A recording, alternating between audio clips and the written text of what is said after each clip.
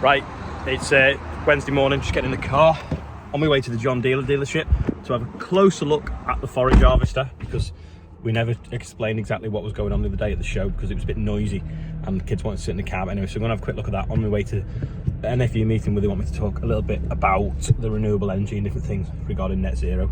So we'll see what the John Deere looks like in a minute. Let's go round, so we get it in the daylight, have a look.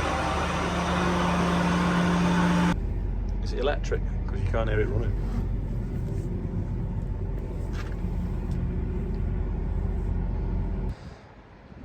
Just at Cornthwaites now, looking at this forage harvester because they want to explain to me what this HarvestLab is. So when we were looking at the show the other day, they were going to explain it a bit more in depth to me then, but all the kids wanted to come up and down and get in the seat, so I didn't want to stop the queue of children sitting in the forage harvester. So I've come back this morning while I was passing to have a closer look at it. But I'm really impressed with this. Look, green grease, John Deere green grease. They've got to have paid a company to make that for them, that colour, I'm sure. Chrome stack as well. Right, I'm sat in a forage harvester, a John Deere forage harvester with Tim, and he's going to explain a little bit about what is going on with the new John Deere forage harvesters and this box between my legs, which is called HarvestLab. So, what does it do? You've got 30 seconds. I'm joking, you've got a couple of minutes. So, yeah, HarvestLab, 3 applications we can do. Well, 4 now, we can put it on combines as well. But the application on the forage harvesters, you can mount it on the spout. It'll record ADF, NDF, your dry matters, proteins. What's ADF? Basically the fibre in the grass. But yeah, the fibre in the grass. ME, and your ash content, so like your soil and your soil content, your rubbish in your grass. So it reads that 4,000 readings a second as it's going past the spout. 4,000 a second? 4,000 readings a second as it's whipping past the spout. You can change, or you can set it so it automatically changes your chop length on the move. So as you hit a dry patch in a field, it'll reduce your chop length if it's dry. If it's long, it'll lengthen. If it's wet, sorry, it'll lengthen your chop length. That just helps consolidation in the clamp and helps the intake into the cow as well. So that's all done on the move. You don't have to change anything as you're driving. And like I say, that's pretty instant. 4,000 readings a second. You can hit a dry bit of grass and within, I don't know, a second, it's changed that chop length. Same with the additive dosing as well. So with your dry matter, it can vary the rate of additive. So if you're putting, say, 1 litre to the tonne on of concentrate, it will fluctuate that as you hit dry and wet bits in your field. So just helping to save money on those sort of those inputs. And then obviously it's measuring the yield of the field, and with that then that can plug into your tractor that's then spreading the slurry, is it? Absolutely, yeah. So it will record back to the operations centre wirelessly. So you pull out the field, it'll give all the yield data for that field. Says where the good bits are, bad bits are, where you need to address. People are now using this for information to crop planning, where they need to reseed. Some fields you think it might need ploughing out and reseeding, but actually when you get the facts of how that field is yielding, you might look at doing others first, so you can help with your crop planning.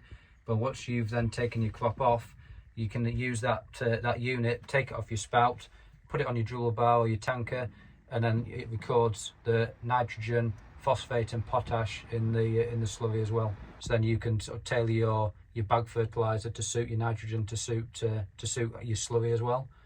Yeah. So let's just have a little look at the box. It's very heavy. It is heavy. But it's got like I don't want to go. You hold it. It's got like a magic eye, has it, on the other side. So that clips on the spout or where it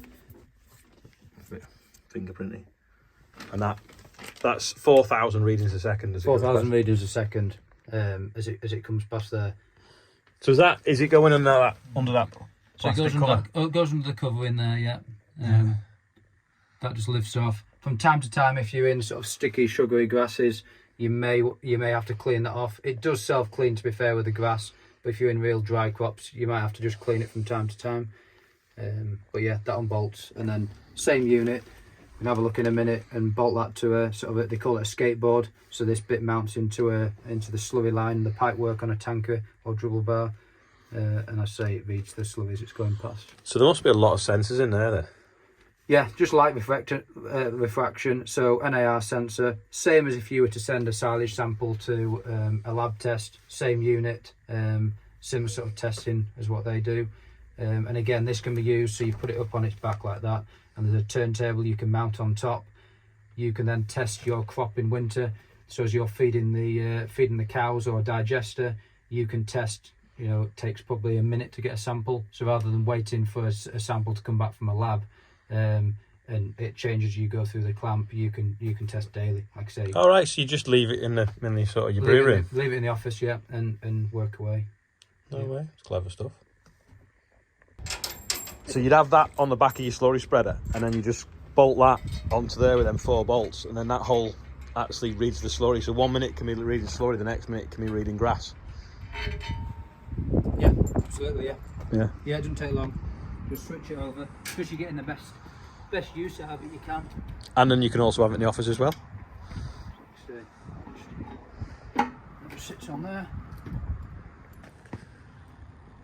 There we go. Just have a quick look round the cab. Forwards and backwards on the joystick. Loads of computer screens. Loads of buttons.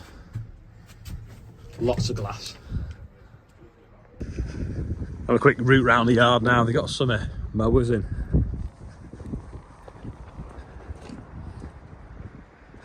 There's hundreds of them. Oh no, the rest are power hours. Plenty of loaders as well. Along with plenty of tractors. Big Bailey trailer as well.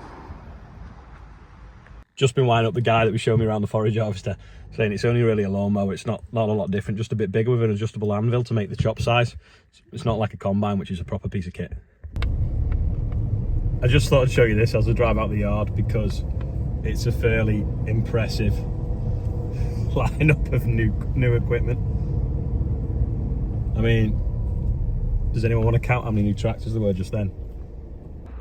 Just sort of talk over there in the auction house for NFU. Anyway, the other John Deere dealership is across the car park, and Joe's just texted me saying, can I pick him up some filters, because he knew I was coming up this way. So I'm just going to go and get him a filter for his 7.530. Those are choppers over there. Got his filter anyway, so saves him a job, because I was so close, literally yards away. While I've been out, the lads have been spreading some muck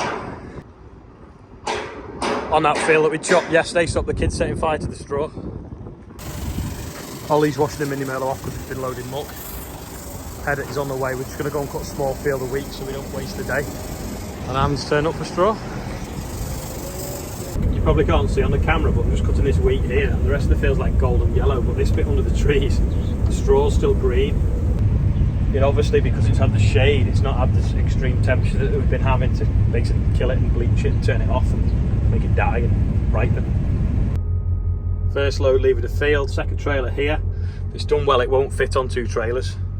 It's doing slightly better than the wheat we cut yesterday, and I've done the headland. But I don't think it's going to do 10 tonne, which is 10 tonnes the hectare or 4 tonnes the acre.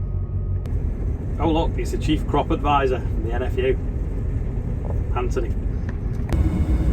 So you can see that line there, but that's where we had a row of straw, rape straw last year, and then we didn't harvest it for a bit, so it's got slug damage on it. Just showing Anthony. Say hello. You're live. Hi everyone. Well, you're not live, you will be tonight. Yeah, You actually see the rape straw there. We'll blame whoever was baling it. Yeah.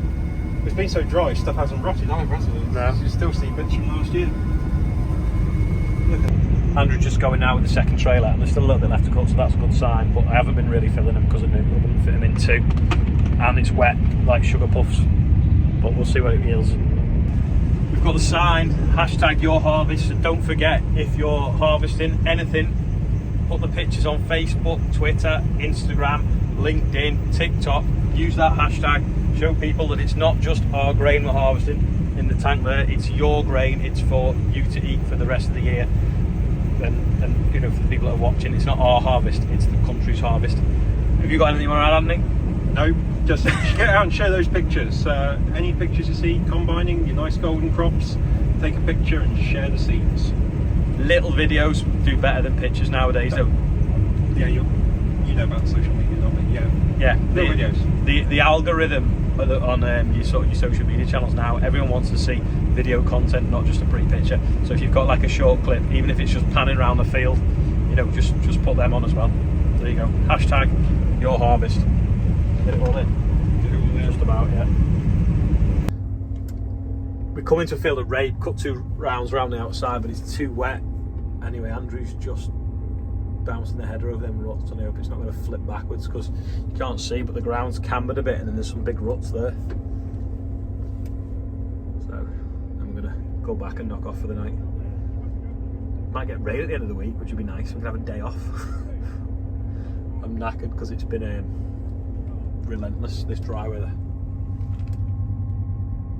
I'm going to bounce over it now. It's not too bad. These headers can actually flip over backwards. I suppose it won't with this side knives on there, it's got a bit of weight.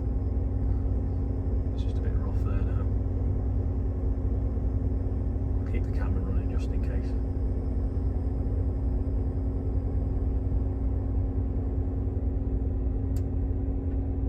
It's a bit awkward to get out of the gateway. There we go. See, did it wobble? Didn't show you this yesterday, but the lads got this ready, so the 7710 and the weight block is sat there ready to go if there was any sort of fires, but it's obviously cooling down a bit now, so it's been stood there doing nothing other than looking cool. If you can't read the writing on the birthday bumper tonight, it's because Anthony's got fancy writing. There we go, there's the birthday bumper. Hope you can read it. I thought my writing was bad, but that's maybe fancy and not bad. But happy birthday, everyone that's on there, and anyone's birthday that it is today that's not on there, happy birthday. Lots of birthdays today, so that meant lots of donations, so thank you everyone for that. We're well over £6,000 for the air ambulance, which is 2 missions. I think it's like 2,300 actually. So that's all for the day. Thanks for watching. I'll see you all tomorrow.